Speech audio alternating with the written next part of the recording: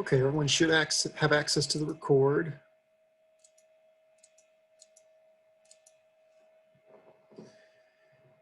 And Amy sent you guys something in the chat about a group me if you want to join that group me. Send her your phone number in the chat box and she'll add you.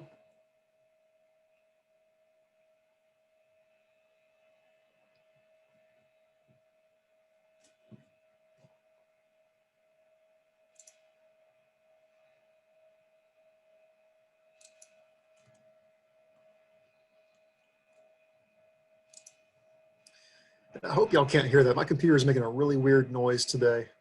It's like something got caught in a little fan underneath the computer and it's grinding up against it. It's driving me crazy. We can hear it. Wait, what's that? We can hear it, but it's okay. Oh, a little buzzing noise, you can hear it? Yeah. I'm sorry. Yeah, it's driving. Cool. As soon as class is over, I'm going to actually operate on my computer and open it up and try to see what's going on in there. But hopefully I won't destroy my computer in the process, but we'll see what happens. Rain's coming down now. There it comes. I was wondering when it was going to start raining. Hopefully the signal should hold out good here. All right. Let's see here.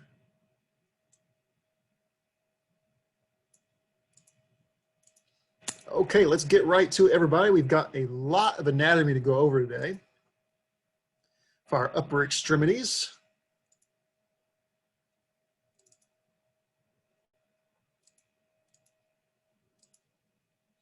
Okay, so this is chapter 4, focusing on the upper limbs, primarily the upper limbs from the elbow to the fingertips. Humerus and shoulder girdle will actually be on the next chapter, so don't get those mixed together, even though they're all upper limbs. Get your faces pulled up here.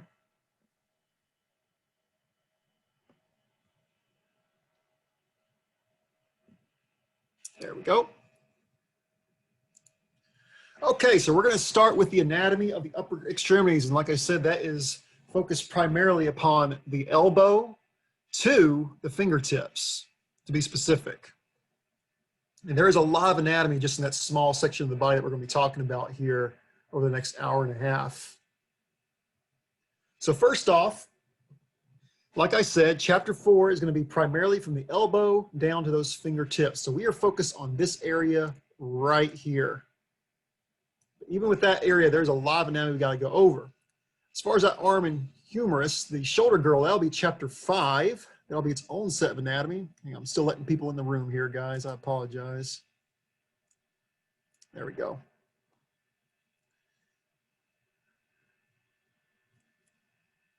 But when we break down chapter 4, we're going to be talking about the elbow, the radius and the ulna, the bones of the wrists, the bones of the hand, and the bones of the fingers, and all the joints in between. Sorry, guys, my cursor is not going where I want to go. There we go. Okay. So we're going to start, first of all, with the bones of the right hand and the wrist, specifically here. Right hand is if you held your hand up to the screen, your right hand should match up with that picture. That's why it's specified as the right hand. So we got 3 major distinct sections of the hand and the wrist. The very first one, of course, is going to be what we call the phalanges. When we talk about the phalanges, it's talking about this section right here where this joint is located to the tips of the fingers. This area that's blue, that's going to be our phalanges. Now each phalange is broken down into their own distinct sections as well as some anatomy upon those phalanges. By the way, if you hold your own fingers up where your knuckles begin, that's where the phalanges begin. There's a joint right there at the knuckle. From the knuckle to the tip of the fingers are the phalanges. So we're going to start with the very first digit here. And by the way, fingers do go by the terminology of digits. You'll hear us say digits a lot. Digits refer to the fingers as well as the toes. So fingers, toes, digits, they're all interchangeable terms, although toes and fingers are obviously different from one another. The very first digit is going to be our thumb. That is our first digit. Second digit is our pointer finger. Third digit is middle finger. Fourth digit is ring finger. and the fifth digit is the pinky. Now these phalanges are divided up into sections, but let's start with the thumb here, because the thumb only has 2 sections compared to the other 4 digits having 3 sections of division. So when I talk about the thumb here, we have what's called the distal phalanx and the proximal phalanx right here. So each of those little sections of those phalanges are called phalanx.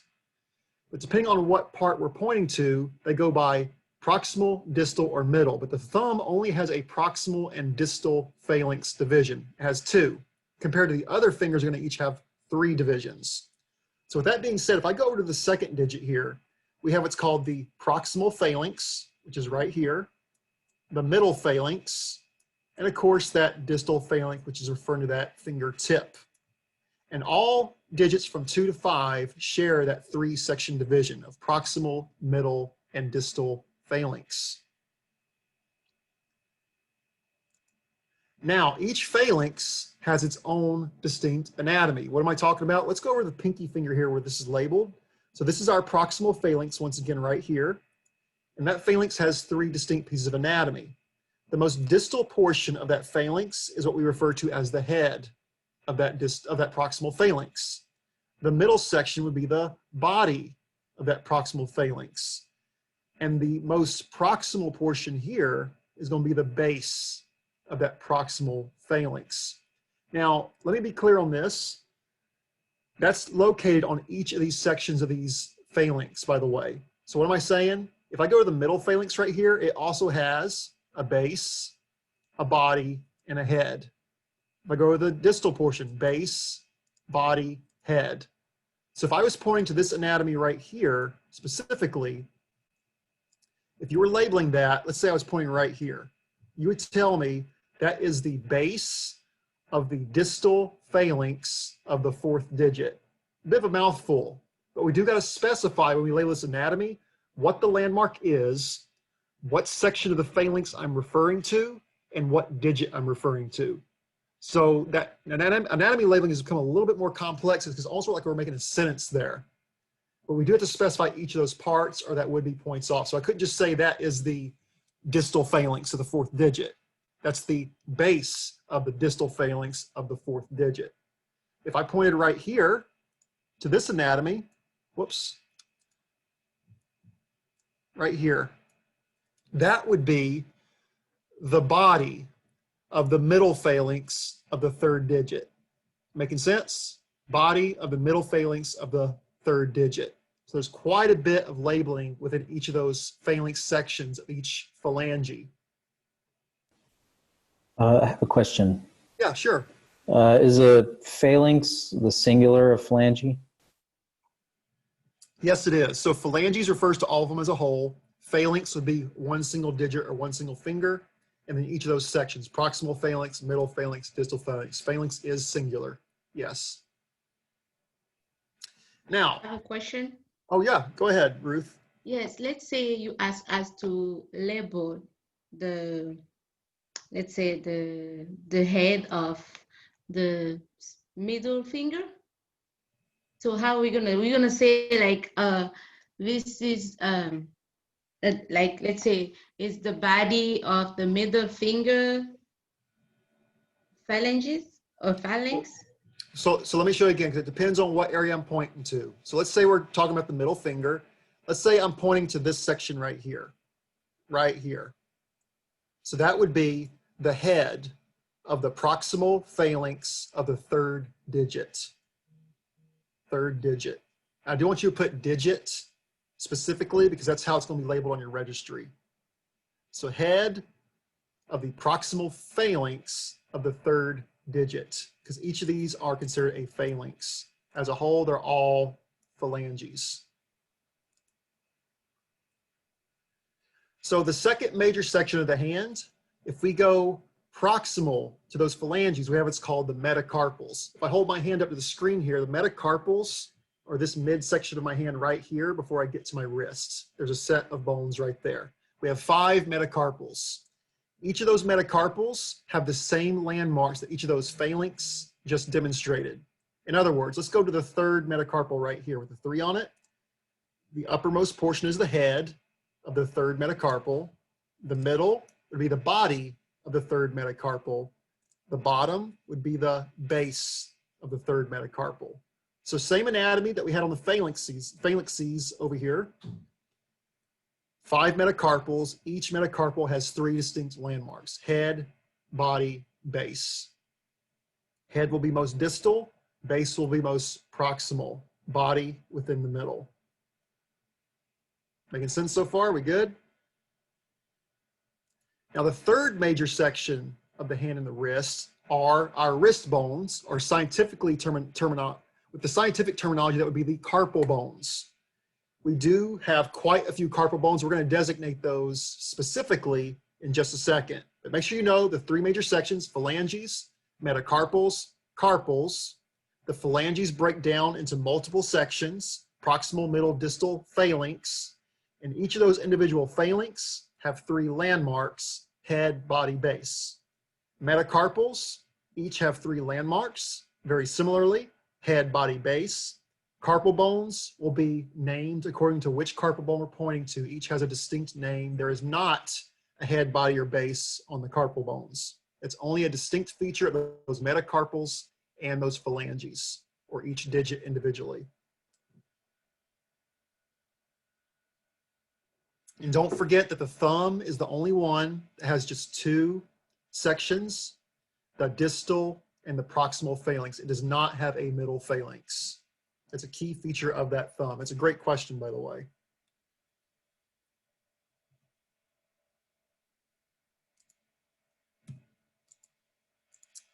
Come on, there we go. Sorry. So we have joints in this same area of just the hand and the wrist. We're gonna go over our joints now. So let's start with the thumb again. The thumb of the phalanges, we're talking about phalanges first, by the way. On the phalanges, the first digit has 1 joint. That's what we call the interphalangeal joint. Simplified, you can write the abbreviation of IP joint. If you're doing this on a labeling exam, I do want you to know both names in case you see it in a text form. But if you label that as IP joint, I do accept that. But do make sure you know that stands for interphalangeal joints. The other 4 phalanges contain 2 joints. We have what's called the proximal interphalangeal joint and the distal interphalangeal joint. Simplified, the DIP and the PIP. Once again, you can write the abbreviations if you choose to, but make sure you know the terminology of both. So if I was to point right here on this most distal joint, that would be the distal interphalangeal joint of the 2nd digit, or the DIP of the 2nd digit. If I pointed right here, that would be the proximal interphalangeal joint of the 2nd digit, or the PIP of the 2nd digit. Both ways are considered correct. And then back to that first digit, once again, it only has 1 joint, the IP, or interphalangeal joint. Now at the connection of the metacarpals and the phalanges is a set of 5 joints that we call the metacarpophalangeal joint. That's a mouthful. That's a really long word there. We can simplify that to the MCP joints. And one thing you'll notice about these joint names, they typically refer to the 2 areas coming together. This is the metacarpal, this is the phalange, therefore the joint between the 2 is the metacarpophalangeal joint. So if you're really having trouble with those joint names, look at the location. If you know the names of the 2 bony anatomies, you can typically come up with that joint name. Metacarpophalangeal joint. If I pointed to this one specifically, how would you label that? That would be the 2nd metacarpophalangeal joint, or the 2nd MCP joint, simply like that. You wouldn't have to put of that digit, by the way, because that joint can be specified by itself. All of them can be specified by themselves on the metacarpophalangeal joint. So it's the 1st metacarpophalangeal joint, the 2nd, the 3rd, the 4th, the 5th, singularly as a word like that. Yes, sorry, go ahead. Mr. Donahue, if we're labeling on the image review, let's say the 2nd finger, we can just put 2 ND, like 2nd MCP joint. You could just, yeah, exactly. The 2nd MCP joint, that would be acceptable. Okay, thank you. Do make sure you know that actual word, because I might throw that in there on your multiple choice exam to make sure you know both names. As far as labeling, yeah, you can use the abbreviation. That's totally fine. Same with the DIP, PIP, and the IP. And do make note of these joints, because when we get to positioning, some of you probably already know from lab, we actually put our central ray on a lot of these joints specifically.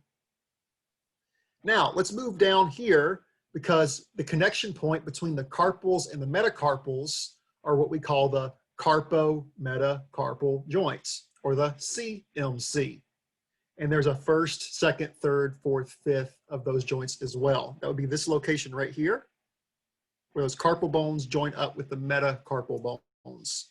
So first carpo-metacarpal joint, second carpo-metacarpal joint, and so on, all the way to the fifth, or that CMC joint.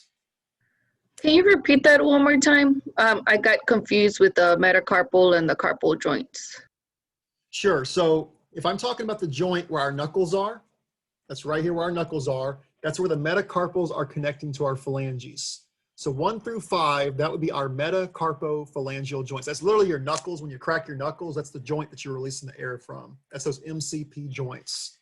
If I go more proximal towards my forearm, where my wrist bones are located, that's down at the base of my metacarpals. And the connection point there is what we call the carpo-metacarpal joint. So once again, think of the location of the two bones coming together, because that spells out that joint name. So at my wrists, my carpal bones are connecting to my metacarpal bones. Therefore, that's the carpo-metacarpal joint. We have 5 of those total. Just like we have 5 fingers, 5 joints, it's always in the number of 5 on those joints. So as you move more proximal, we're going to get to that first row of carpal bones. We're going to hold off labeling those now, because we're going to specify those in just a second. But before I move to carpal bones, let's look at how this would look on an X-ray. And here we go right here. So this is very similar to a type of image that you'll receive on an image review exam. So it's okay if it doesn't come to you right away, but as a class, let's label some of this anatomy. Someone chime in and tell me, what is A pointing to here? That's the last one we just talked about as far as joints. What is that? The first CMC? That would be the first CMC, or the first carpo-metacarpal joint, correct. So let's move to B. Let's see, I'm not going to give the answer away here. Who can tell me what B is? Right here. Is that the first metacarpal or MCP? So good. So I'm glad you said that, because that would be a half credit on that answer, Aurora. So you said it's the first metacarpal. It is, but it's a specific landmark on that first metacarpal. The body? The Body. So that would be the body of the first metacarpal. Okay, so what would C be? C is pointing to a joint.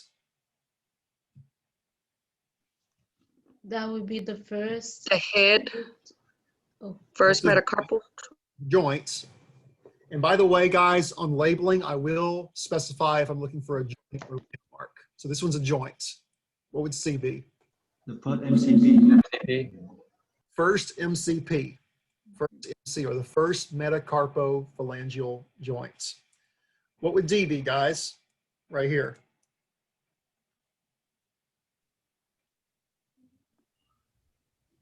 Is that the proximal phalange?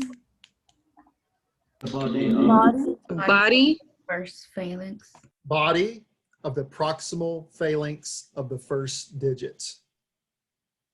Okay, body of the first, I'm sorry, body of the proximal phalanx of the first digit. So when you get to the phalanges, guys, that terminology is going to come a lot longer, because we got to be a lot more specific. So E is going to be another joint, guys, and that's specific for the first digit. What would E be? Interphalangeal. Interphalangeal joint, or the IP joint of the first digit. And what would F be referring to? It's pointing to the tip there, by the way. So is that the distal? The first distal, you know what I mean? Do I? Yes. Are you sure on that? Yeah, head of the distal phalanx of the first digit. Head of the distal phalanx of the first digit, correct. Head of the distal phalanx of the first digit. You know what I meant, see? Did I? Jonathan knew. We're on the same page. I got you. Okay, I'll take your word for it. So this is all going to be repetitious, guys, because it's anatomy. Sorry, sir. Can you repeat it? Repeat Because what? I'm kind of confused. Head of the first distal. No. Head So- of the first. That is the head of the distal phalanx of the first digit.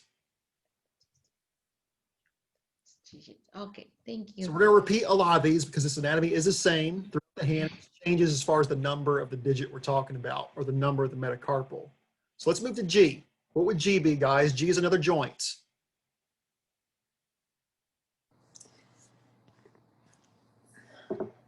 Second Second PIP. joint. Say it again. Y'all's voices ran together. I said that it was the second PIP joint. So careful. Is it So this is MCP? so this is going to be MCP. And how do you know that? Remember, Why? these are metacarpals. So that's the connection of the metacarpal to the phalange. So that would be the second metacarpophalangeal joint, or the second MCP. Second MCP. I just need practice. I'm still a little confused. Oh, it's okay, and it's going to come to you because we're going to repeat these a lot. So H, guys, H is referring to the midsection of this bone right here. What would H be? Proximal phalanx of second digit. So you're almost there. That is the proximal phalanx of the second digit, but what The spot? body. The body. Body. The body of the proximal phalanx of the second digit. Body of the proximal phalanx of the second digit. So I is referring to another joint, guys. What would I be? PIP. Second PIP. The second PIP, or second proximal interphalangeal joint. J. Take my drawings off here. J. That's the middle one. The middle what? Second middle. Body of the second. Body, middle phalanx of second digit of right. I know it's a mouthful because it's almost like a sentence. So it's body of the middle phalanx of the second digit. Body of the middle phalanx of the second digit. And trust me, guys, it helps to say those out loud. The way I'm doing right now, that's the best way to study, is to say them out loud as we're going through them. What would K be, guys? It's another joint, by the way.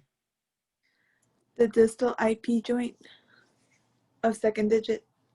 Or DIP of the second digit, or the distal interphalangeal joint of the second digit. Or you just, with joints, guys, you can just say second DIP. That would be acceptable. Second distal interphalangeal joint. You don't have to say of the digit. Say of the digit, we're referring to those landmarks, preferably.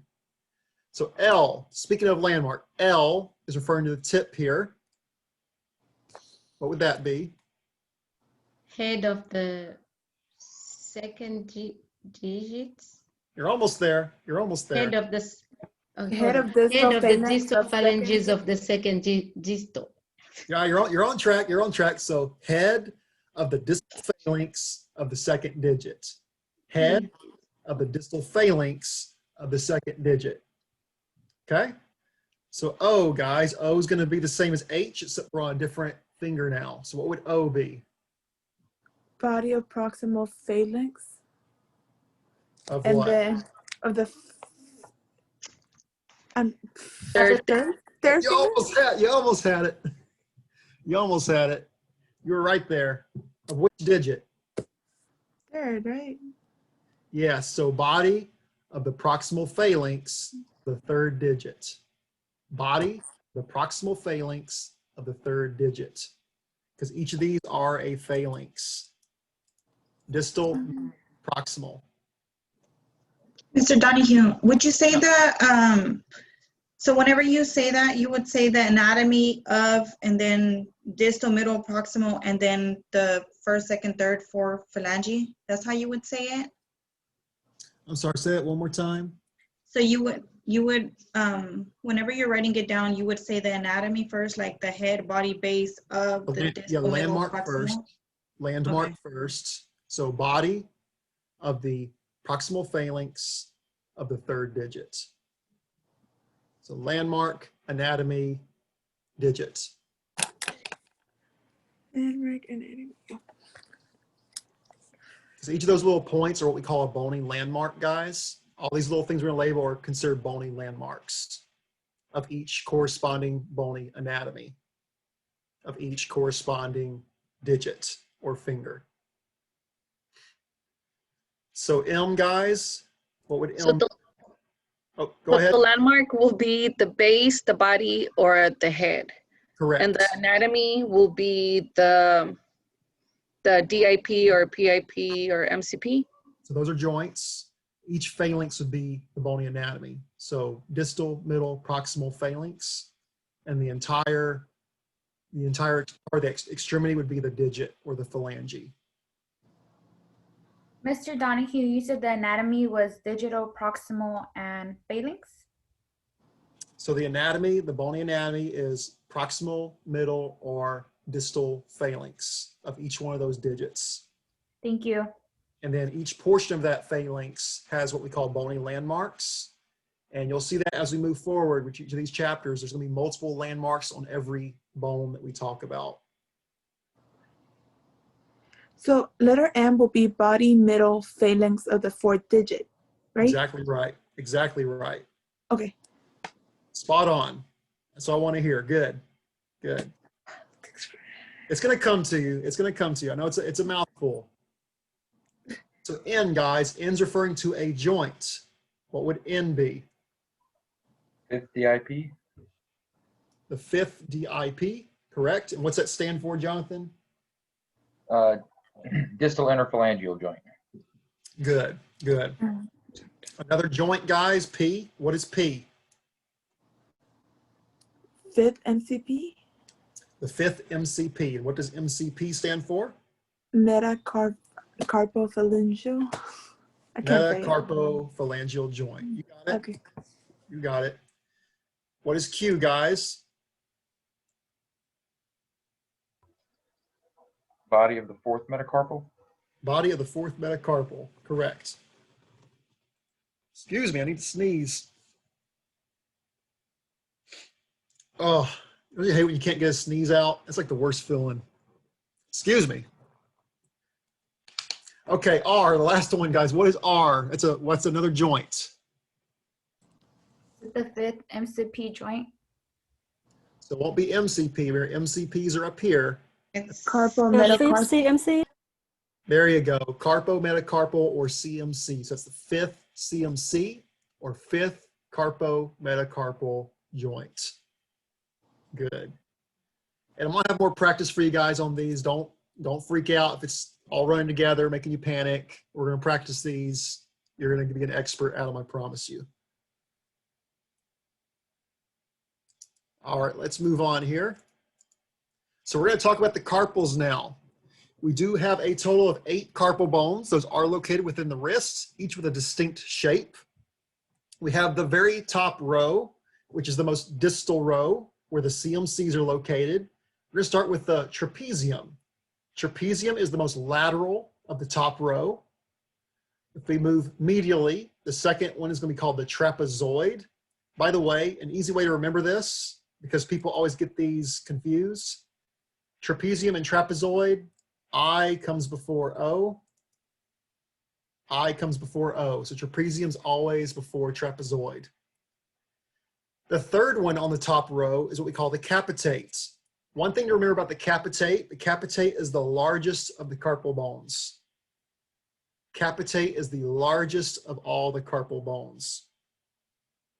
And then the most medial of those carpal bones would be the hamate of that distal row, the hamate.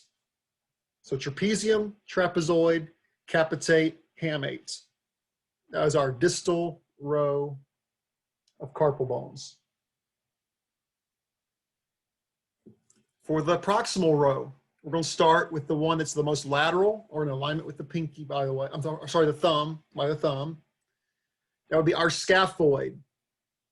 If you move medial, after the scaphoid, we have the lunate, followed by the triquetrum, And then the smallest of all the carpal bones, that is the most medial, is our pisiform. Pisiform. So capitate's the largest, pisiform is the smallest. One keynote of the scaphoid, guys, makes a great question, by the way. The scaphoid is the most fractured of all the carpal bones.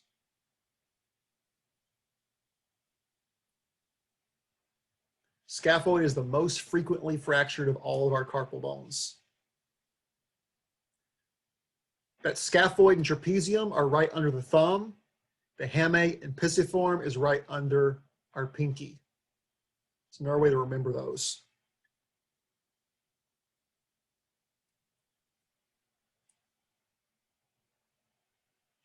The scaphoid is also on top of our radius. Something else to remember, scaphoid and lunate, to be specific, are right on top of our radius. That's the larger bone you see here at the wrist, that's our radius. And the ulna is the smaller one right next to it right there. So this is jumping ahead on the anatomy, but you know how I said when we're naming joints, if you look at the two bones, you can formulate the name of that joint. So without me telling you what it is, we know this is the radius. We know these are carpal bones. So what joint do you think is located right here? Radiocarpal? Exactly right, the radiocarpal joint. So like I said, if those joint names are escaping you, if you can remember the bone names, you can typically put those two names together and formulate that joint name, because almost every joint is named for the two bones coming together. Just like this right here, guys, would be the radio-ulnar joint, because the radius and the ulna coming together. Radio-ulnar joint. So this is the posterior view, by the way, guys. This is as if I had my hand flat on a table. I was looking straight down at it. That's the posterior surface. Posterior view. So if I looked at it anteriorly, essentially we're just going to flip this picture around, like so. This would be the anterior view. We literally just flip that picture the other way. So starting over here, this is our thumb again, that first digit. There's the trapezium, trapezoid, capitate, which is the largest, and the hamate. Now, when we're looking at the anterior view of our wrist bones or our carpal bones, the hamate has a distinct piece of anatomy on it. It looks like a little hook on an x-ray. It actually hooks forward. It's what we call the hamulus of the hamate. That is a piece of anatomy you want to make sure you remember on that hamate. Hamulus of the hamate. It literally looks like a hook.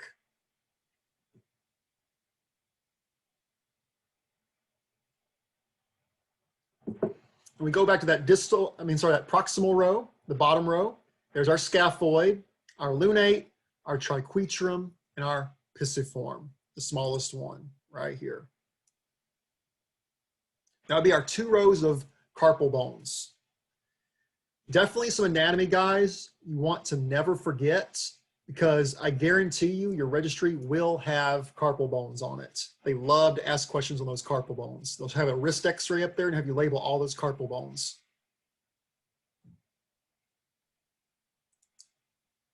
And there are some mnemonics to learn these. I've got a few I'm going to share with you here in a minute. What I always like to do when I have an x-ray, because by the way, guys, your x-rays will be most of the time posterior views like this one right here. I'll go through really quick and just put the first letter on each one of the bones. It helps me remember them. I'll just put the first letter on all of them. T, T, C, H, S, L, T, P. Another way to remember this one here, guys, when we get to laterals, the lunate has a very distinct feature. Whenever we have a lateral view of the wrist, the lunate looks like a moon. What is another word for moon? Lunar. Lunate, lunar, it looks like a moon. It's a great way to remember that one, by the way.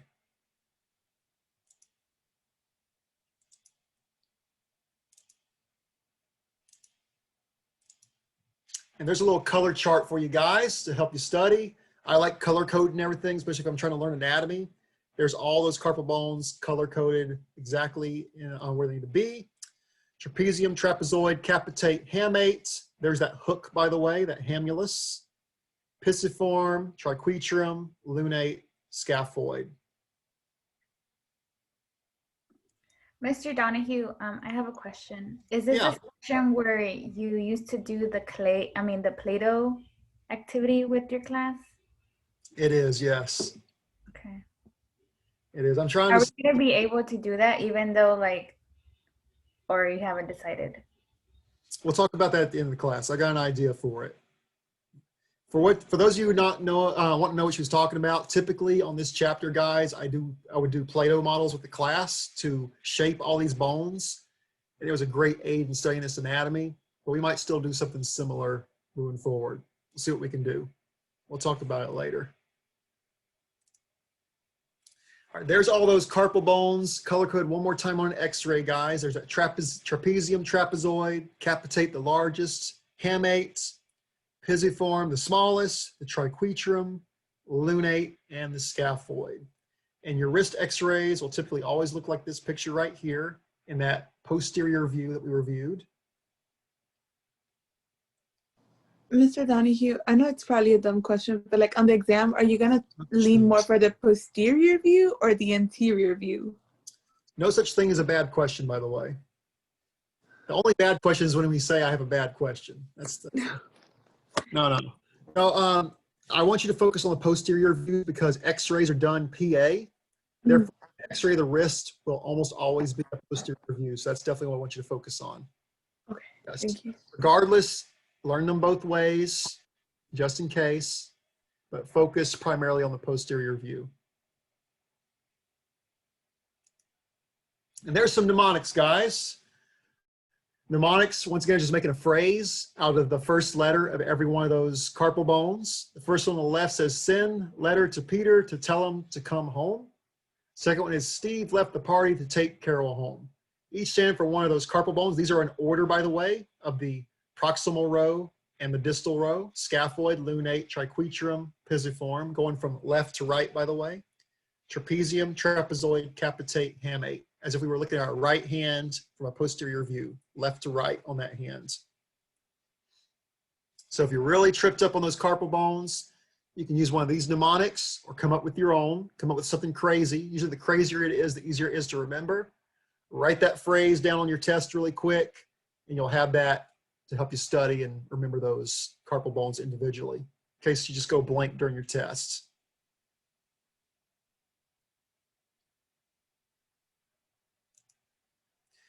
And this right here, don't freak out about this image. This is what we call a Carpal-Sulcus view. This is one of those x-rays that's never done. It's become obsolete, but I threw it in here just to show you how we can look at those carpal bones from an alternative view. It's as if we were looking at our hands straight on. If I put my hand up to the screen like this and you're looking directly down at my wrist, that's the view we're looking at right there. And you can only see, the main thing I want you to remember, don't worry so much about labeling anatomy on this image. I want you to remember that on a carpal, sulcus, or canal view, we can only see the distal row on an x-ray, even though on that image there on the left, you're seeing all the proximal ones as well. Primarily on an x-ray, you're only gonna be able to visualize that distal row of carpal bones. But this is never done anymore. It's become obsolete. So you'll never see this out there in clinic, but I threw it in there. The only kind of question I would ask is what row of carpal bones are primarily visualized on a canal view or carpal sulcus? You would tell me the distal row of carpal bones. That's the main thing to remember on that. Distal row of carpal bones. What was it called? Canal view or what? Carpal sulcus or canal view. It's on the, you see it on the top of the slide there, Jonathan? That's the name. Yeah, thanks. So, scaphoid, is that like a proximal or distal? Scaphoid's proximal, and like I said, even though that diagram there is showing you some of those proximal carpal bones, still on an x-ray, you're pretty much only going to primarily see the distal row, and that's what I want you to focus on, that you're primarily seeing the distal row of carpal bones. That's why you're doing this view, to focus on those distal carpal bones. Even though sometimes you can see some of the proximal, but primarily you're still seeing the distal row.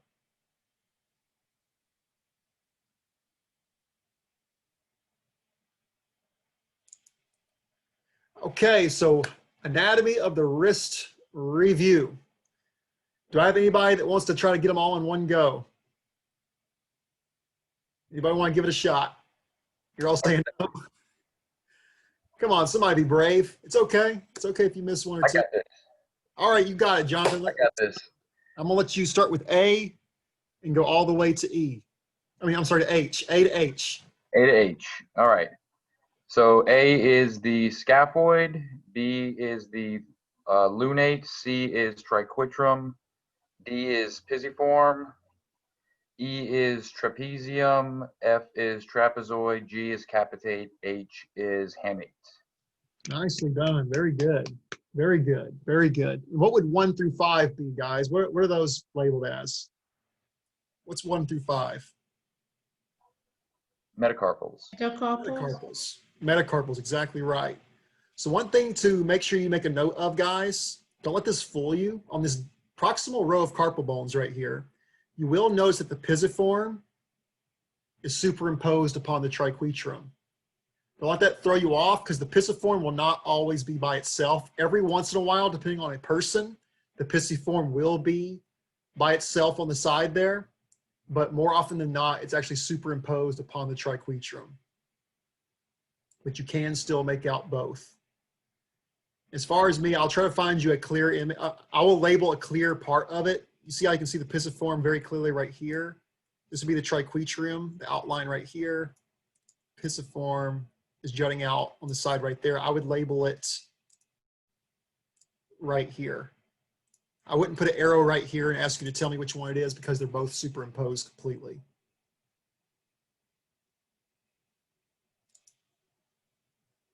So scaphoid, lunate, triquetrum, pisiform, trapezium, trapezoid, capitate, hamate.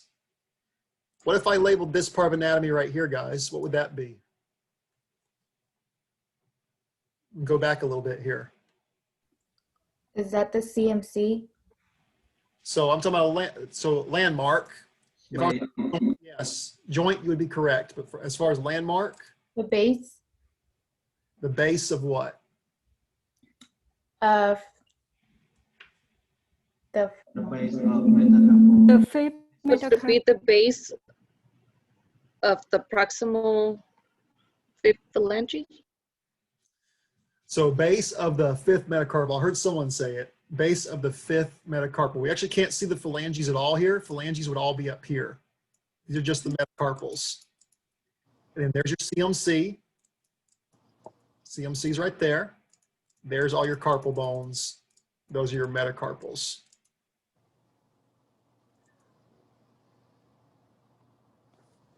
Let's look at a different view here.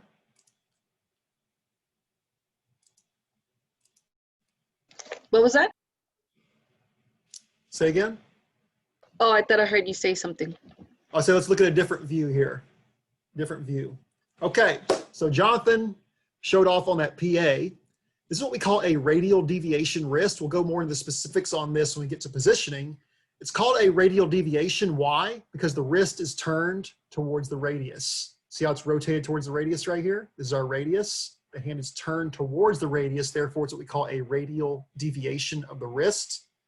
With that being said, the anatomy, slightly different, but not a lot. I would like somebody else to try to name those carpal bones, because they're in the same position, they're just slightly rotated. Who would like to try this time? It helps to say them out loud, I'm telling you, even if you get some wrong. I'm gonna let Jonathan take all the glory by himself. Come on, somebody. I'm gonna call someone random.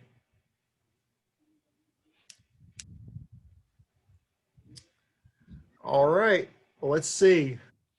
Who dared look at me first? Let's see. Okay, Jessley, you were staring right at me there. I'm gonna let you take it. A through H, please. I could tell you 2 right now. All right, well, just do your best. I can tell you only 2 right now. Do your best. Okay, hold on. Can I help her? Absolutely. I like teamwork. Okay, so A is what, scaphoid? How do you say it? Scaphoid? Correct. That's scaphoid. B, was that lunate? Yes. Oh, the fact I'm getting these right. Okay. C, it starts with the T. Yes, it does. Yeah, what she said, that one. Triquetrum. Yeah, that. Okay, D was that pisiform. Correct. I thought you only knew 2. Hey, like who would have thought? See, it helps when you say them out loud. I'm telling you. You know more than you think you do. What is E? Trapezium. Very good. What is F? Trapezoid. G? Capitate, because that's the largest one. See? And what is H? Was that hamate, right? Hamate. I could have sworn that Jessie just told me she only knew 2 of those. She just wanted to hear me. I got you, Jessie. I need my support. How disappointing, Jessie. You knew more than 2. How disappointing. You got to be accurate with the answers, you know. You can't tell me 2 and just say all 8. I mean, come on. Who would have thought? You know, you're a good teacher, you know what I'm saying? But that's a good example, guys. Like, you're going to say to yourself, I don't know these, but she started saying them out loud. It came to her. When you say this anatomy out loud, it's going to help you. I'm telling you. It's the best way to quiz yourself and commit it to memory. Say it out loud. Your family's going to think you're nuts. You're going around talking about capitates, hammates, scaphoids, and lunates. But I'm telling you, it is the best way to anchor that into your brain. Oh, by the way, who knows what this little H is here? What is that? That's the one that's the hook that you was talking about. What? The cannula? The H. Cannula? Yeah. A mouse.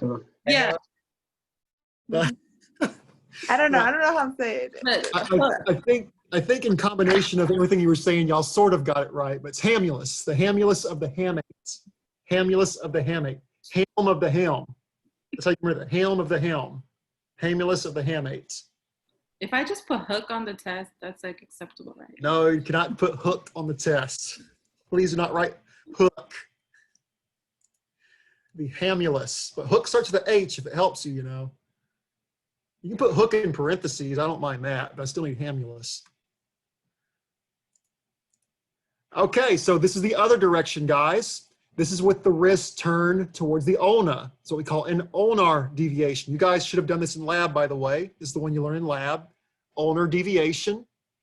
So give me somebody new. We've had Jonathan show off, Jessie show off. I need one more person to show off this anatomy of these carpal bones, A through H. Okay, Ruth, you look like you're itching to say something. A will be the trapezium. Let's try again. Try again. We're on the process. Scaphoid. Say again. Scaphoid. Yes, scaphoid. Scaphoid. B will be. B is lunate. Correct. C will be.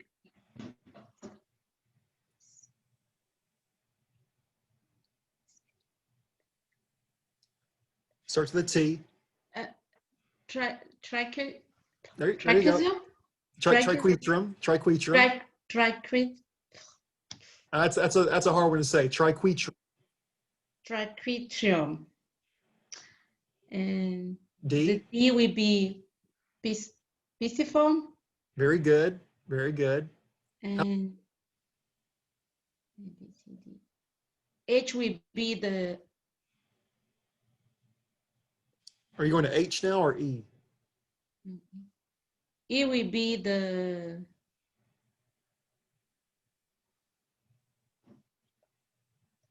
Starts with a T also.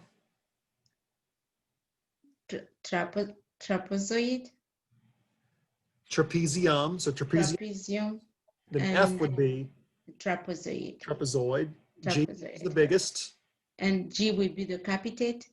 And then H is what? The the lunate. No. Try again. It starts with a H. Hamates.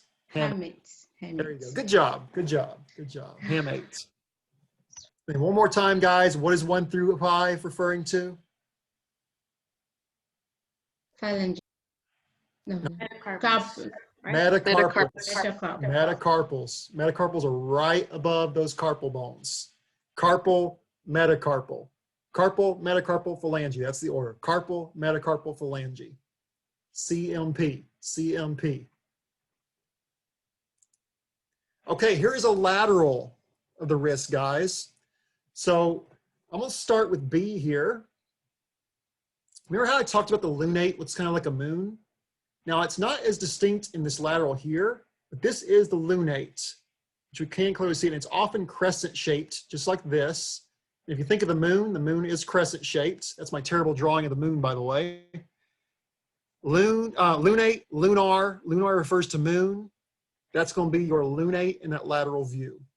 Now, if I move upward to A, this bone jutting out right here, this is our scaphoid. That's the one that juts out very predominantly, scaphoid.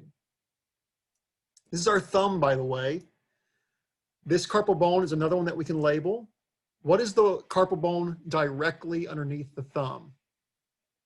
Based on what we just talked about with those carpal bones.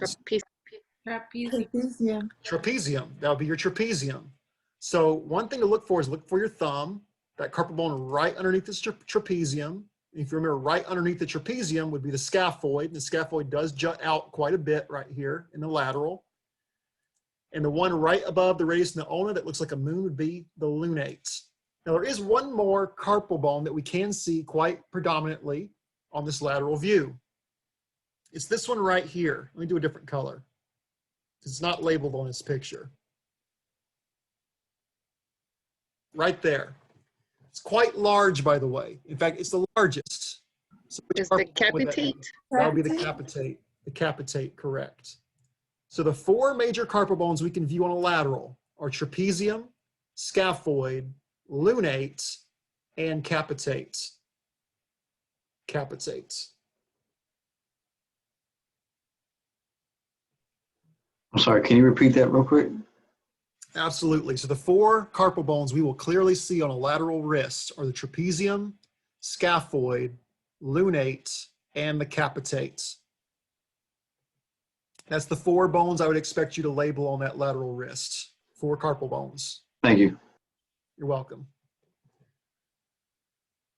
This, of course, is our radius and ulna superimposed right here. But I want you to focus on those four carpal bones. The other ones, even though sometimes we can see them. Wait, so what Son just put something in the comments here. Capitate is capital because it's the largest carpal. I kind of like that. That's pretty good, Son. I like that.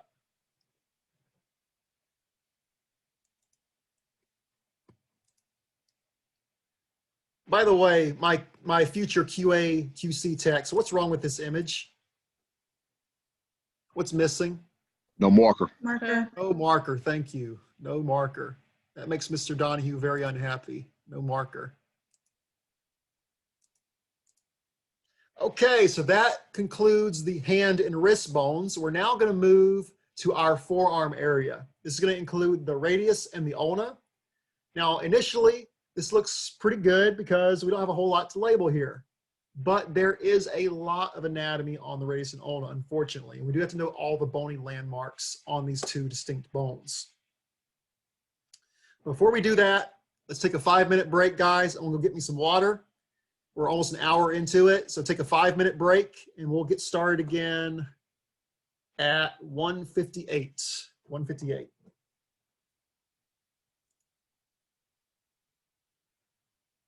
I thought capitan, like captain in Spanish. That's pretty good, John. I like that too. Capitan, capitate.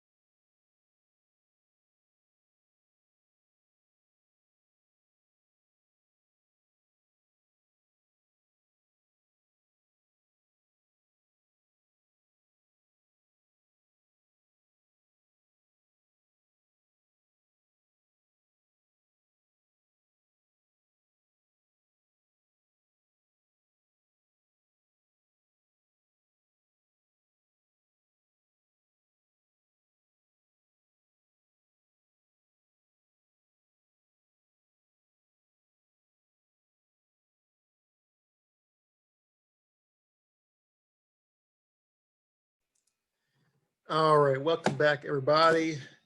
Start signing back in. Meanwhile, I'm about to throw my computer out the window if it does not stop making this noise. It's driving me insane. I hate little noises like that. It drives me nuts.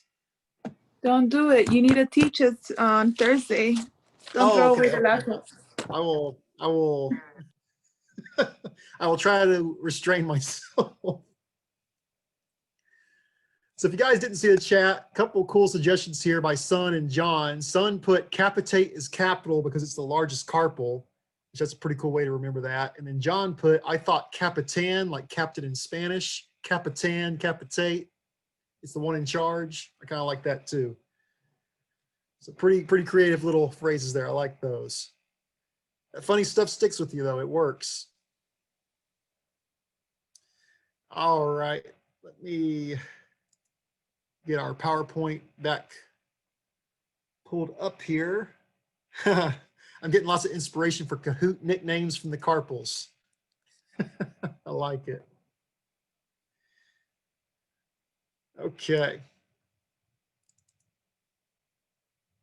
All right, so the forearm, guys, the radius and the ulna. Let's go ahead and start talking about some of the bony landmarks found on our radius and our ulna. So here we go. This, by the way, is as if the hand is down towards the ground. If I was sitting with my arms by my side, in other words, looking at this picture right here, imagine for a second, this is my elbow. This is my wrist down here. So don't let that throw you off. So starting up by the elbow, or the most proximal area, we're gonna have a joint right here in between the radius and the ulna. That's in the proximal portion, right where our elbow is, where the radius and ulna come together. Therefore, it's what we call the proximal radio-ulnar joint. And by the way, when we go through this anatomy, guys, I will cross out certain parts of anatomy. If I cross it out, it's because you won't be asked on it. So do make notes. Hang on, I got people trying to rejoin in the room here. The first one I'm going to cross out, guys, is this one right here, radial notch on ulna. You do not need to know that anatomy, so you can cross that out. Moving down more distally, we have right here on the ulna something called the coronoid process and the olecranon process. When it comes to a view like this is an AP view, by the way. You're not typically going to see the olecranon process and coronoid process very clearly, but when we go to a lateral view, these are going to become very predominant and very, very important piece of anatomy that we need to remember. But do know the olecranon process is on the most posterior portion of the ulna.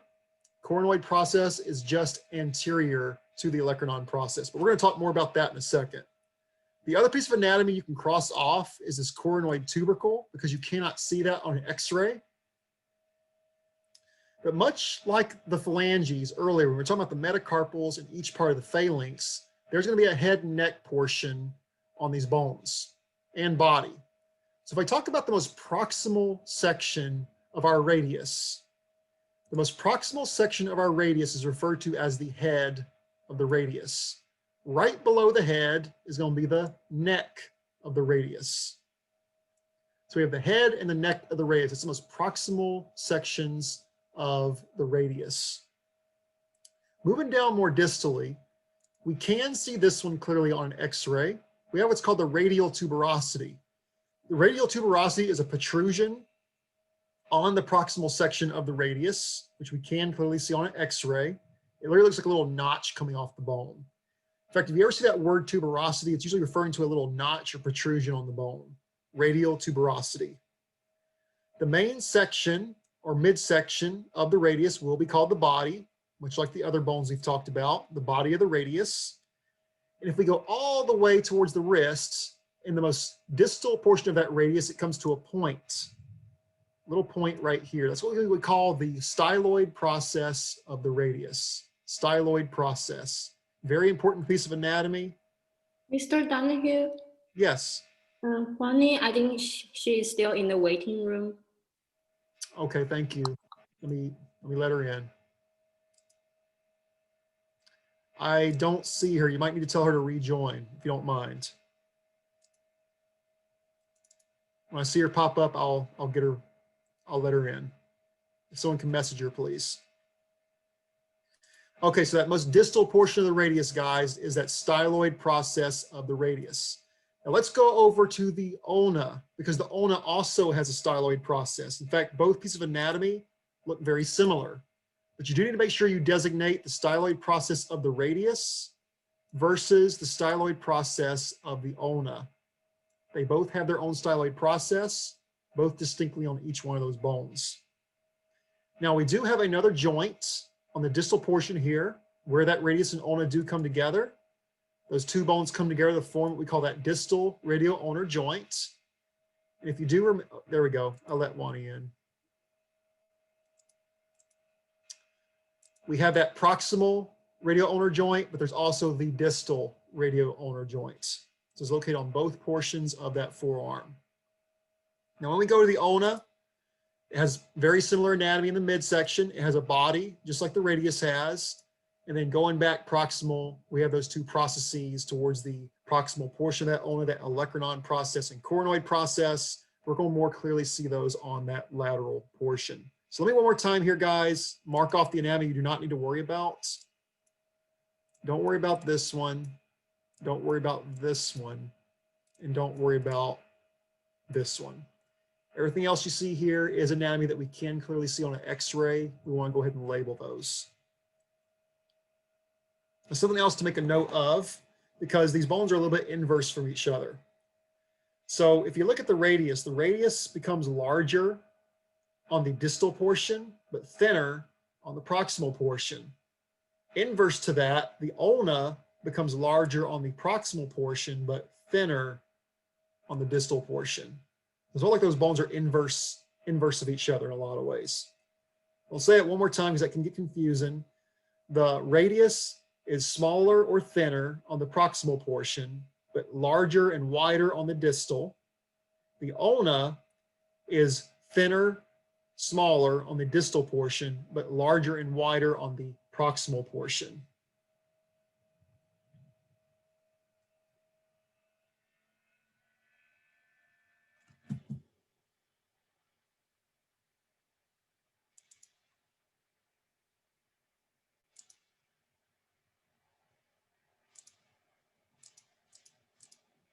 So this would be looking at the ulna from a lateral view. So what I just said about that olecranon process and coronoid process, you're really going to predominantly see those pieces of anatomy on that lateral view. So this is the ulna as if I had the arm or the elbow in a lateral position. You will see we can very clearly make out this olecranon process and this coronoid process. Do make note that the coronoid process will always be located anterior to the olecranon process. In reverse, the olecranon process will always be located posterior to the coronoid process. If you remember, you don't need to know what the radial notch is, but you do need to know what the trochlear notch is. It kind of comes into an arch right here, an indentation. Now, what's important about the trochlear notch is this is where our humerus fits into. The part of the humerus, as a matter of fact, the humerus to form our elbow joint. If you remember, the elbow joint is one of those hinge joints. It literally is making that hinge connection right here. So we can move that arm. We can extend and abduct our arm in the various directions. Excuse me, sir. Can you repeat what you said about the posterior view? Correct. So just using our directional terms. These are our three pieces of anatomy we need to make sure we know, by the way, on that lateral ulna. Talking about directional terms. The coronoid process will always be located anterior to the olecranon process. In reverse, the olecranon process will always be located posterior to the coronoid process. So just using those interchangeable directional terms that we talked about last semester. And then in between the two is that trochlear notch, where a portion of the humerus will fit into that notch to form our elbow joints. Mr. Donahue, would you allow us to name the trochlear notch semilunar? Or yes, if you choose to. Yes, that is an alternative name. You can use that if you wish. Semilunar notch. Might be easier for some of you because it does kind of look like a moon once again. semilunar notch, that is considered acceptable, absolutely.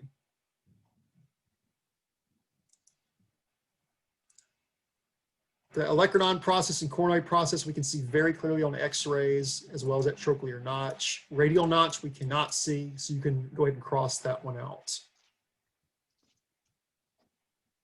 But if you want to know specifically, that's where the radius links up with the ulna to form that radio-ulnar joint on the proximal portion where our elbow is.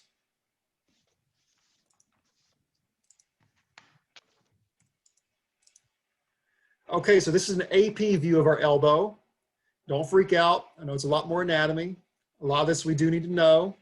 So I'm going to start at the most proximal portion where our humerus is. By the way, this is our humerus up here. This is our radius and ulna down here. They come together to form what? That elbow joint right there, that nice hinge joint. So humerus, at the very top, we have two indentations. On the lateral side of the humerus, we have what's called the radial fossa. It's called that because it's in alignment with the radius. Therefore, it's our radial fossa. When you see the word fossa, it typically refers to an indentation in the bone. It literally is an actual imprint inside that bone. Right next to the radial fossa, medially, is what we call the coronoid fossa. So we have two fossas on the humerus: radial fossa, coronoid fossa. Radial fossa is on the lateral side of the humerus. Coronoid fossa is on the medial side of the humerus. Moving distally towards our radius and ulna, we have two protrusions on the sides of our elbows. And I always encourage you guys to fill in the sides of your elbows. If you've ever hit your elbow right here and it makes your arm go numb, you ever hear someone say, "That's my funny bone, I hit my funny bone"? It's not too funny though, because it hurts. What you're hitting, that's the so-called funny bone, is our medial epicondyles. That's that protrusion right here. That's your medial epicondyle, which you see right here in the picture. That's the part that you'll hit, and it makes your whole arm go numb. It makes you say, "Oh, I hit my funny bone. It hurts. My arm's going numb." That's the medial epicondyle. On the other side, towards the lateral side of our body, of course, would be the lateral epicondyles. That's on both sides of our elbow. We can palpate that on our elbow. They protrude out quite a bit.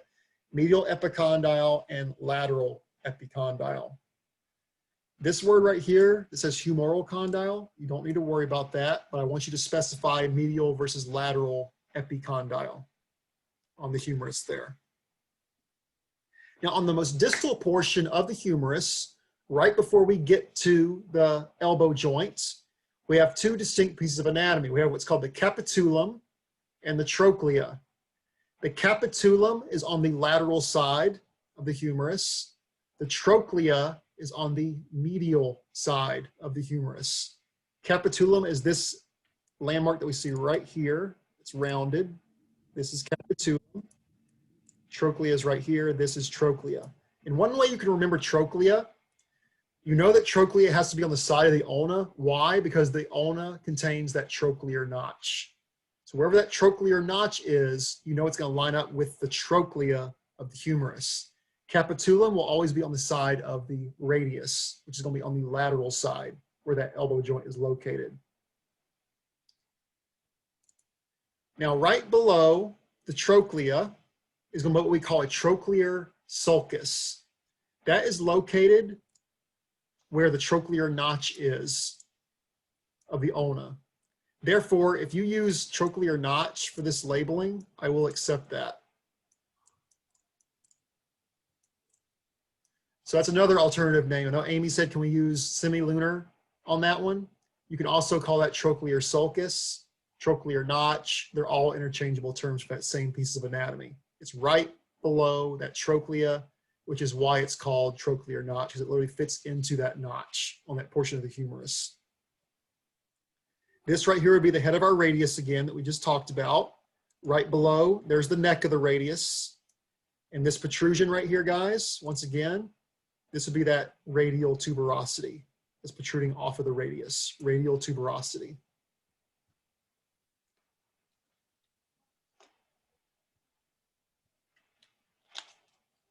I do want you to focus on these two guys, that capitulum and trochlea, because people get those mixed up all the time. They constantly get those mixed up. And that's two that I like to ask a lot on, just because people often forget about them.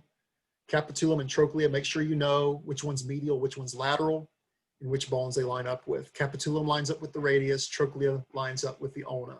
And we remember that because the ulna contains the trochlear notch. Trochlear notch will always house the trochlea. I'm getting tongue-tied over here.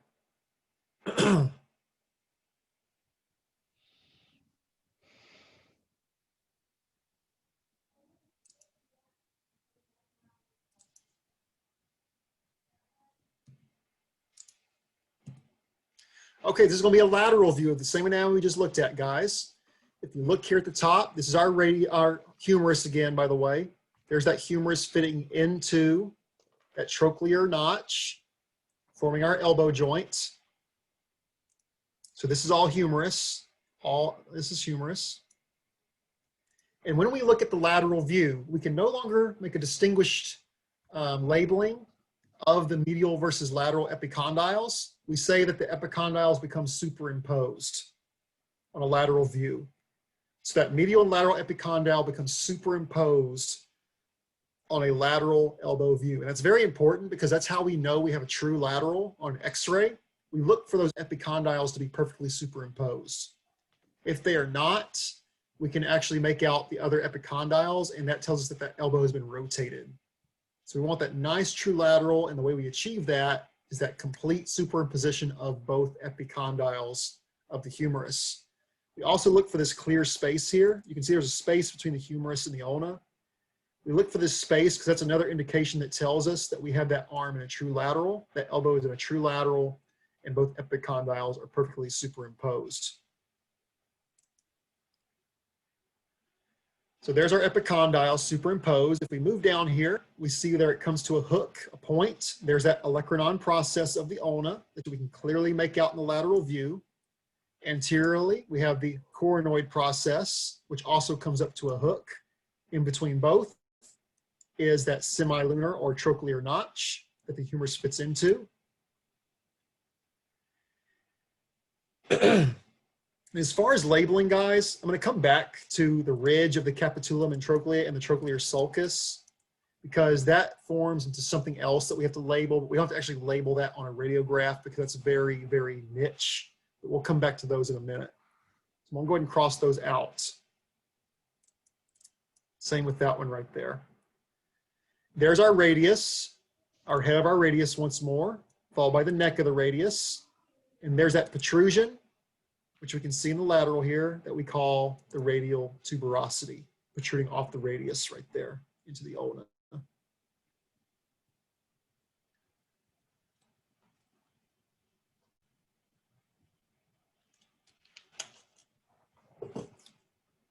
So main ones we'll see on a radiograph, guys. We're going to clearly see those epicondyles. We're going to very clearly see that olecranon process.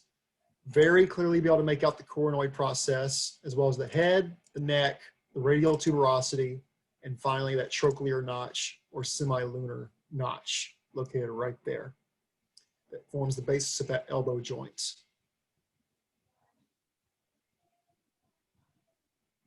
Y'all still with me? I know it's a lot of anatomy coming at you.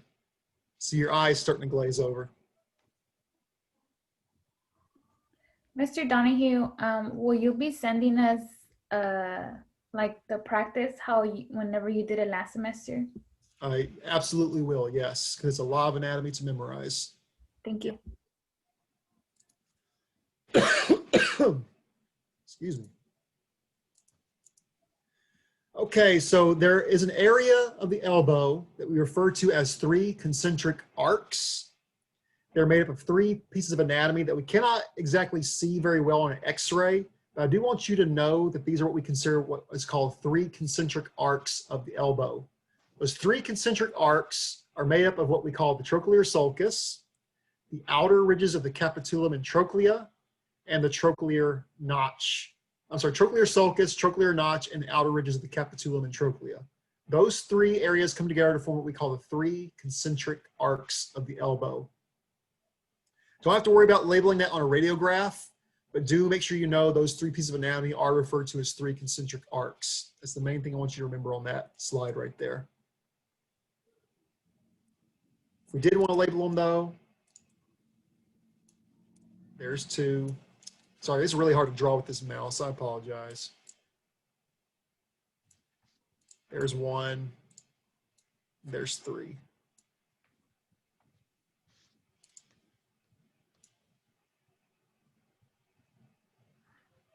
There's 3 concentric arcs. And you say we can see it on the X-ray, right? So the arcs, no. Even though I just labeled them, I won't expect you to label these on a radiograph, but I do want you to know that these are called the 3 concentric arcs of the elbow.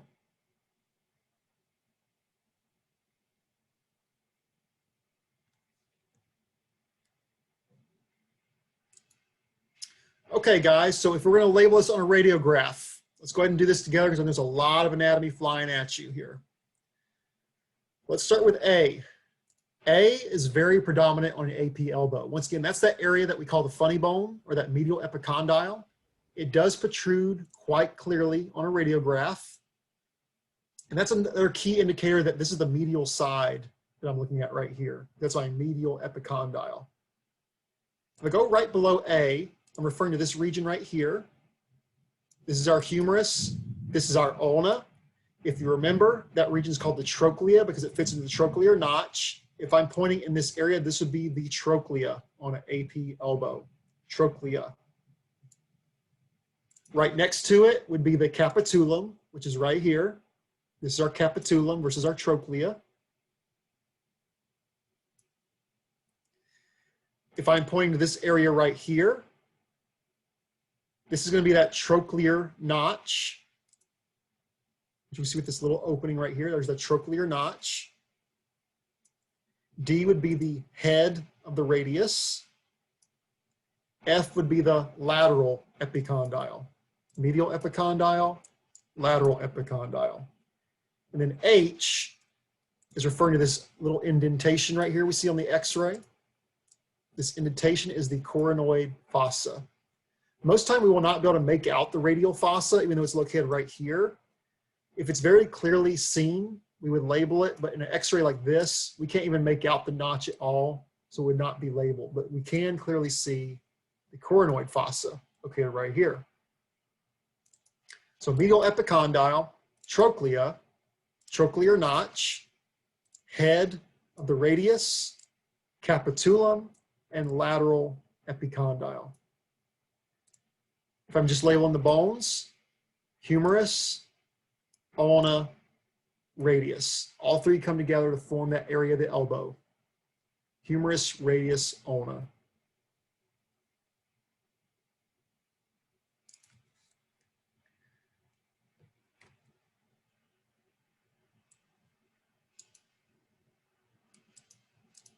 Now, if I'm looking at a lateral view of the elbow, this is a nice true lateral at a 90-degree angle. By the way, all lateral elbows must be at a 90-degree angle. Let's start labeling the anatomy here. If you look here at G, this is referring to our superimposed epicondyles. Often they'll look like a circle. You can see a nice clear circle there. That is our superimposed epicondyles, which is how I'd want you to write it on an image review test. You would tell me the superimposed epicondyles of the humerus. Always make sure you're including what bone that's a part of, by the way. Right here, I would not expect you to label that on a radiograph because it's very niche and very hard to see. That would be the trochlear sulcus. But I would expect you to label where J is pointing, where it comes to this nice curvature. That's our trochlear notch. Trochlear notch right here. K is referring to the capitulum and the trochlea superimposed, but that's another one I would not expect you to label, because that's very hard to see on a radiograph. This is also referring to the trochlear notch on L. So do keep in mind, if I'm labeling anywhere within this ridge where the humerus is connected to the ulna, that's all trochlear notch. Every portion of that can be trochlear notch. M is referring to the head of the radius. N is referring to the neck of the radius.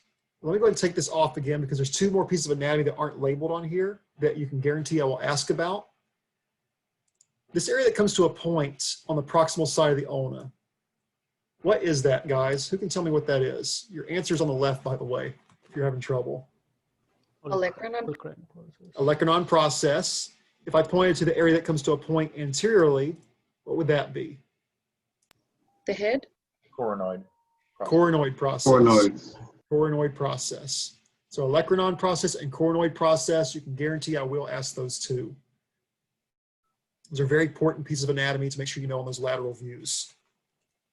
You can't see the radial tuberosity on this one, or is it the little, is it the like the bump on the top of it? So radial tuberosity, more often than not, you cannot see on a lateral view. You'll more predominantly see it on an AP. But if I do ask you to label it, it will be very clearly demonstrated. And I'm gonna give you guys some practice images to show what I'm talking about. I've got some other better radiographs to show you. We'll practice those in class, for sure. Mr. Donahue, so you prefer the epicondyle? We're supposed to say like superimposed epicondyle, or can we just say epicondyle? You need to say superimposed epicondyles, plural. Okay. Superimposed epicondyles of the humerus. Gotcha.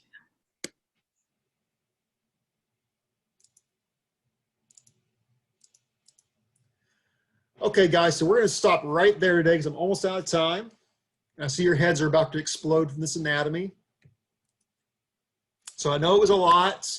Do not panic. I will provide practice anatomy sheets for you guys to make sure that we're good to go before our test. Start memorizing this anatomy. It is a lot. Don't blow your head up and burn yourself out. Take it a day at a time. Start committing these names to memory. We are going to review it in class. As far as what Amy brought up with the Play-Doh models, I will say this. It was very helpful last year. I know we can't do it in person, which kills me because this anatomy is hard to teach when we're not in person, but we're going to make the most of it.